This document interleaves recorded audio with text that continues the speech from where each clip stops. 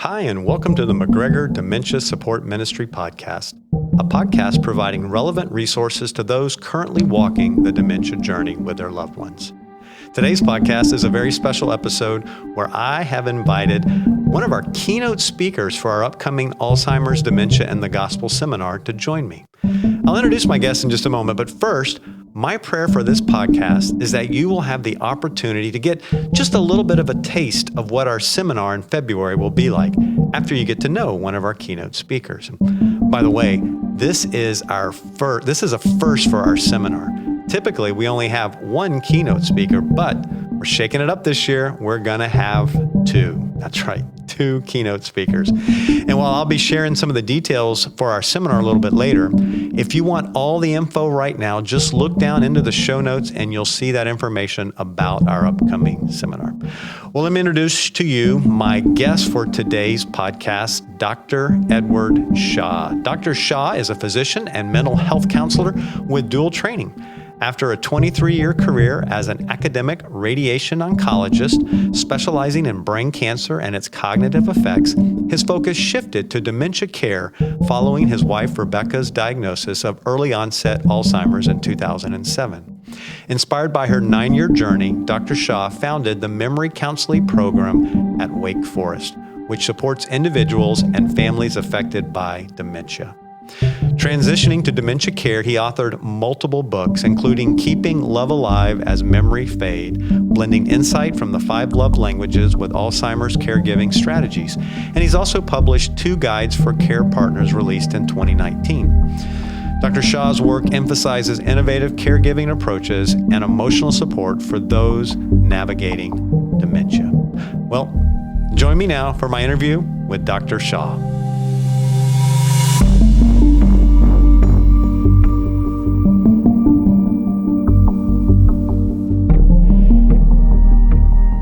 Hey, Dr. Shaw, welcome back to the podcast and welcome back to McGregor Dementia Ministry. How are you doing? I am doing great, and I'm so excited to be coming back for the upcoming conference.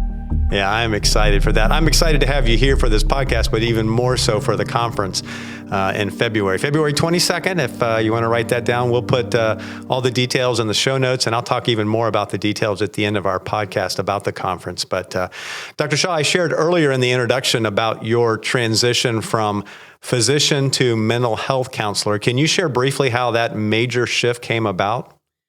Sure. Well, when my late wife, Rebecca, was diagnosed with early onset Alzheimer's disease, at the time I was a busy oncologist and had significant administrative roles. And it just wasn't going to be possible for me to continue my career in the way I had it and be her primary caregiver. So we had been married approaching 40 years, and that was really my first commitment was to Rebecca. So that's sort of part one of the answer. Part two is that I got a calling from God and, recognized at the time that there were very few resources to help families on the dementia journey. So when Rebecca was diagnosed, my daughters were 20, 22, and 24. And we had nobody to turn to as far as like a counselor or, somebody to just walk with us on the journey. And it surprised me. And God said, well, you can be surprised by it or you can do something about it. And I had thought for many years about pursuing a master's degree in mental health counseling. And that really kind of was my calling to do that. So as Rebecca began her journey, I went back to school at the age of 48 and eventually got my master's degree in grief and loss counseling. I love that story because that is a major, major shift. I mean, 23 years as a physician, very specialized, published, a lot of awards, and then say, I think God's calling me into another area. And the fruit of that has been evident over the years that God really was calling you to this new career, new ministry in this area. And we have been the beneficiary many times because you have spoken at our Alzheimer's Dementia Seminar multiple times. and are looking forward to having you back with us here this year. Now, having been here for so many years, you have a little bit of a taste of what this seminar is like. And so who would benefit from attending our seminar here at McGregor? Sure. I think there's a range of people who would benefit. I think first and foremost, maybe people who have a loved one with dementia that they're caring for, that they're a care partner for. I think, that's primarily who the conference is for. But really, anybody who is aging, who's getting less young and wants to learn more about the brain and sort of how it normally ages, things you can do to keep your brain healthy. Often people will, come into church on Sunday morning, they'll forget somebody's name who they know, and they'll say, gosh, am I getting Alzheimer's disease? That's the kind of person who the conference is also for, because we do provide the education to help people understand their brain. And I think really just anyone who wants information about their aging process would benefit too. I find a lot of people that are not yet in that caregiving role, but they have a feeling that it might not be too far off in the distant future. In fact, I've had several folks that have said they wish they had gone. They were thinking about going, and then it got more apparent as the year went by. And so now they're saying, yes, I'll be there for sure this year. So I would encourage those folks that if you're maybe even seeing any kinds of signs, maybe with an aging parent or with a spouse that might be struggling just a little bit, just go together. Come on and be a part of this. It is such a wonderful time of information. And as you said, getting a lot of good information about this, which, as you testified in your testimony just a minute ago, when you were going through there wasn't places, especially in the church, that you could go and get this kind of information. So I love the fact that we do this seminar for that reason, that it's a place for people to go. Anything else that you would encourage, and we'll talk more about some of the specific things that you're going to be sharing at the seminar, but anything else that might be, if you want someone that's listening to this that say, hey, should I go to this seminar? What would be anything else that would be an encouragement for them to be a part of this? Sure. And I think, this seminar is really for people of all ages. And hearing your comments, I think about adult children whose parents are aging. And as you alluded to, they may have questions about how mom and dad are doing. And this would be a place to get some information about that. And one of the things that always is just so amazing to me in the seminars I've done at McGregor before, that there's a lot of resources there, everything from home health to quilt ministry to, book vendors and, all kinds of things that people can come away with that will equip them better for either a future journey or the journey they may be on with a loved one with dementia. Yeah, that's always been one of the goals, is to help resource people and help put things in front of them that they might not know are available, or people that can answer questions that they might have down the road. So yeah, that is another key aspect of the seminar. Your first talk that you're doing is entitled "Not All Dementias Are Created Equal," and I know this is really almost a primer and basic understanding of dementia and all the things that fall under that umbrella. Give us just a quick little 60-second synopsis of why that's an important talk that you give it early on there in the seminar. Yeah, so I think sometimes we use the phrase, oh, he or she has or may have Alzheimer's and dementia. But in fact, dementia is an umbrella term. And there are about 40 different kinds of dementia. But there are 4 that are most common: Alzheimer's, vascular, frontotemporal, and Lewy body dementia. And they are quite different from each other. And so it's important for people, and especially important for medical practitioners, to understand these differences so they know what to look for if they're concerned about a loved one or a patient. Yeah, and I love that session. I've heard you teach that, and to be able to walk away with a better understanding of some of the distinctions between those, and even some of the distinctions between just normal aging that comes about with some cognitive decline versus particular disease. And so I think that can be very helpful for our folks. Your second session or second talk that you do is, and I know this is right at in where your core heart is on this, is 8 central needs of dementia care partners. What's your hope for those attending this session? Yeah. So, Mark, when I made my career transition, I started writing some books for people who were on the journey, and I wrote a book called the Dementia Care Partners Workbook, and it's built on the framework of what are called the 8 central needs of dementia care partners.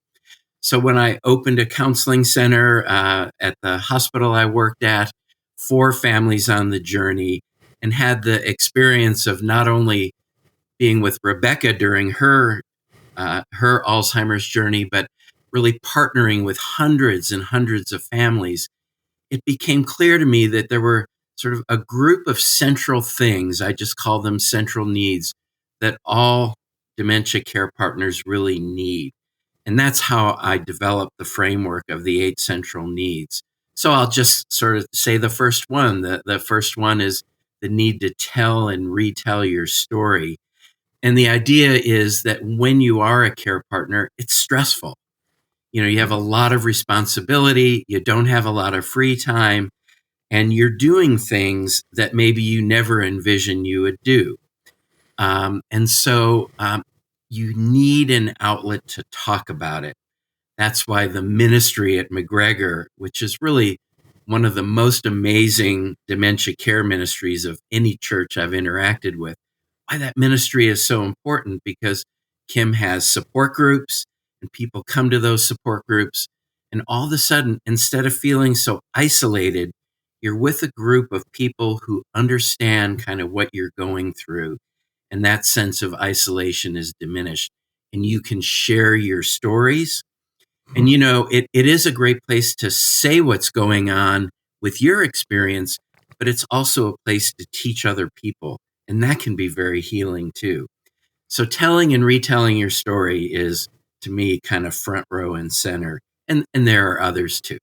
Yeah. Thank you I was going to be my follow-up to share one of the 8 with us, and you went ahead and just jumped right in there and did that. And that's just can maybe tease them a little bit. And if you come to the seminar, you get to hear all 8 and how they apply and how they can be helpful for those that are in that role.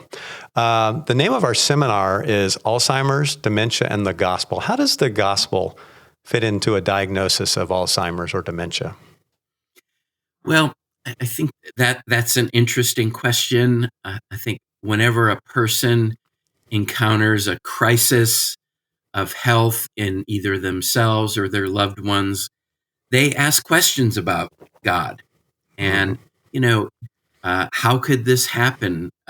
He or she was such a good person. They were so faithful in their own faith walk. Could something like this happen and God is in control? Or, is God really sovereign?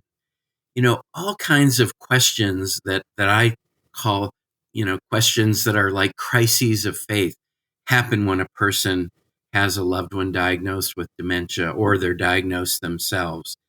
And so it can be a time when maybe faith, they don't feel as close to God, or they don't feel like the gospel is ringing as true in their life as maybe it did when times were better.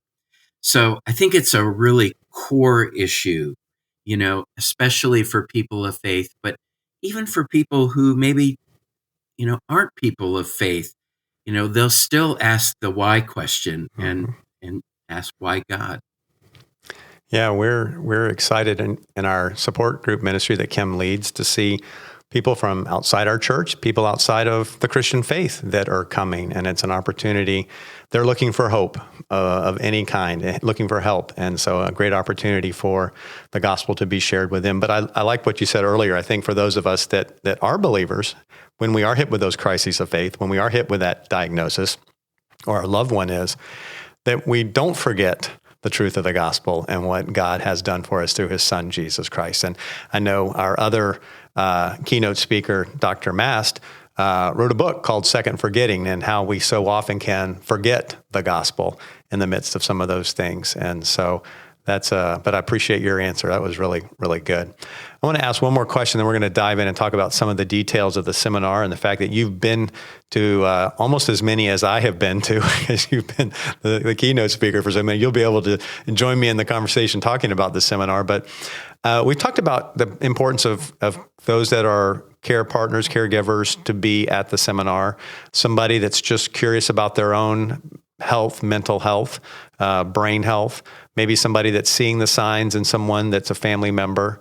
But what about pastors? Because we have obviously a lot of churches in our area. We will promote this community-wide. We'll get a lot of people from other churches that will come, a lot of people outside of the church community that will come as well. But what about pastors? What would you say to a pastor? Why do you think that might be important for a pastor to be at this seminar?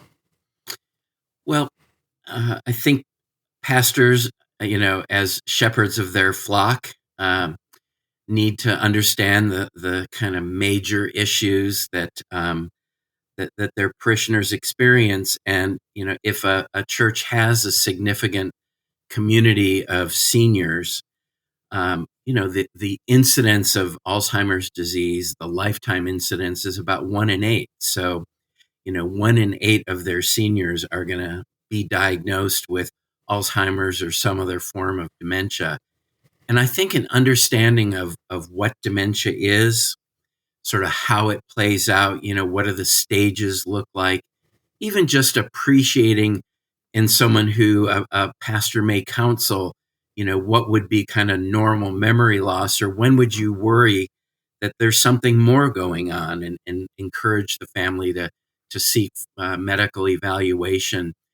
I think those are all reasons to have a pastor come. And the issue we just talked about, that I find that when somebody is diagnosed with dementia, that it's even a bigger crisis than when they're diagnosed with cancer.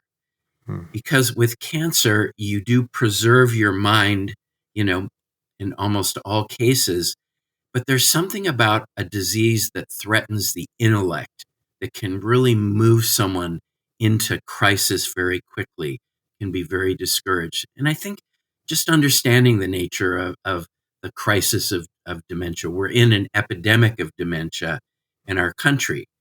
And so it's another reason that comes to mind. Mm-hmm. Yeah, when 1 out of 8, and the numbers seem to be just growing, it's going to be impacting pretty much every church congregation, and in some ways multiple people in those congregations. And how well are we prepared to minister? Is it something we run from, or do we go forward into to do what we can to minister to the family, to minister in whatever way God calls us to, and understanding that can be a starting point. And that's what I think this seminar does a lot, is help bring a lot of understanding, as well as making them aware of resources that they can call on. Yes. And educating yourself is actually the second of the 8 central needs. So it ranks right up there.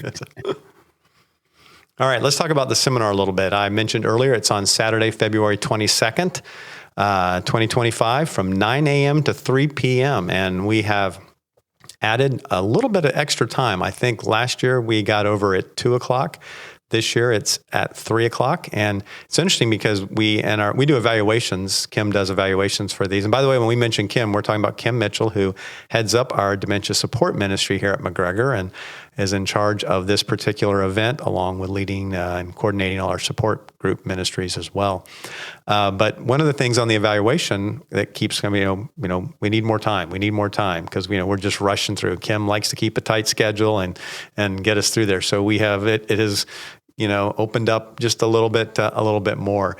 We do have, as I mentioned earlier, we have 2 keynote speakers, yourself and Dr. Mast, who was here with us last year. And so never done that before. We're breaking out of the mold here a little bit, Dr. Shaw. We're going to have two of you guys, and so I will, especially, as the new year gets here, really be doing my own personal ramping up of making sure that people are aware and are encouraged to be here for this event. They don't want to miss this.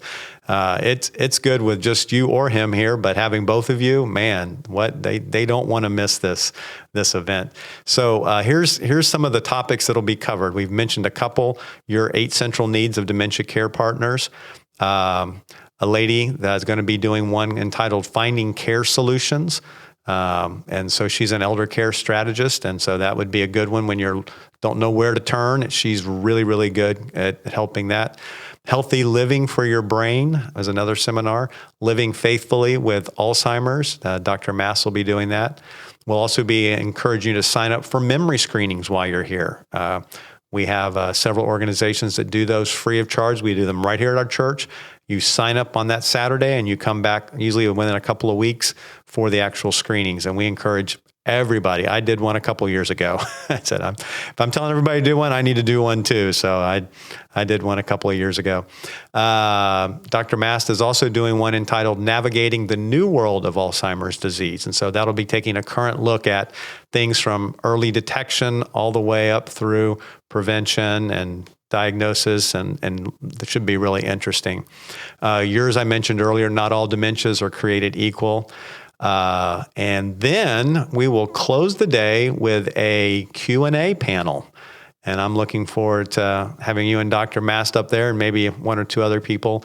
And we will take questions from the audience and ask and give you guys a chance to answer those questions. And that's always fun. We just posted the Q&A from last year on our podcast channel just within the last month or so.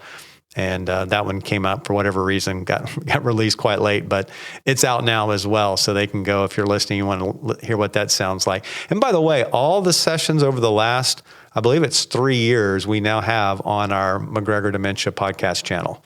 So you can go in and listen to previous sessions from this particular event. As I mentioned, we will provide lunch. There'll also be some snacks throughout the day, vendors on Main Street, not just the vendors, but also people that have different services that they offer that might be helpful as well. So anything else you'd like to add about the actual kind of how the seminar flows and happens on that day of? You've been a part of it so often.